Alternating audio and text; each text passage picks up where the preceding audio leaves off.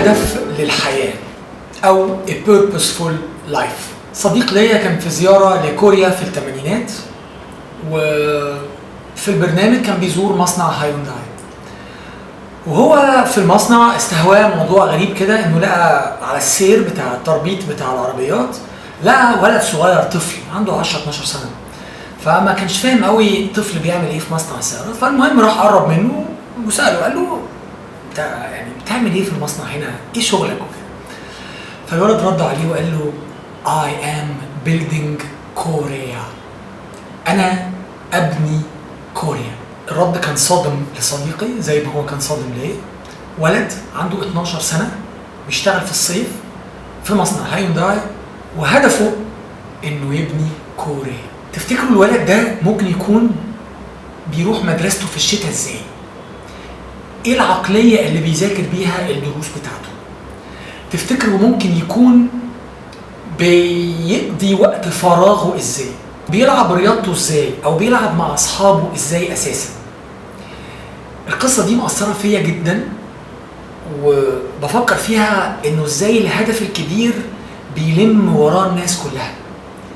تفتكروا لو احنا قدرنا نعلم ولادنا ان هم يبقى عندهم الهدف ده في الحياة، هدف قدامهم بعيد شايفينه وعارفين ان هم بيعملوا علشانه. تفتكروا لو علمنا ولادنا ان هم يبقى الهدف بتاعهم خارج ذاتهم، يبقى هدف عطائي للناس، هدف كبير اكبر، تفتكروا هيتعبونا في المذاكرة؟ تفتكروا الولد ده لما بياكل كيس الشيبسي ممكن يكون بيرميه في الشارع لو هو هدفه انه يبني كوريا؟ بجد عايزين نعلم ولادنا ان يبقى عندهم هدف، يبقى عندهم حاجة عايشين من اجلها. هدفهم في الحياة مش ان هم عشان يبقوا ياخدوا. عايزين يبقى عندهم هدف كبير، ويبقى عندهم الهدف عطائي خيري، بيعملوا حاجة من اجل الانسانية، من اجل وطنهم، هدف سامي اسمى من نفسهم، اسمى من ذاتهم. لو قدرنا ان احنا نعمل ده هيسهل في حياتهم، وطبعا في حياتنا، وطبعا في حياة مجتمعنا كله، وفي حياة الاداء بتاعنا والبرفورمانس بتاعنا، ادائنا الاقتصادي، ادائنا الانتاجي، ادائنا كل حاجه في البلد.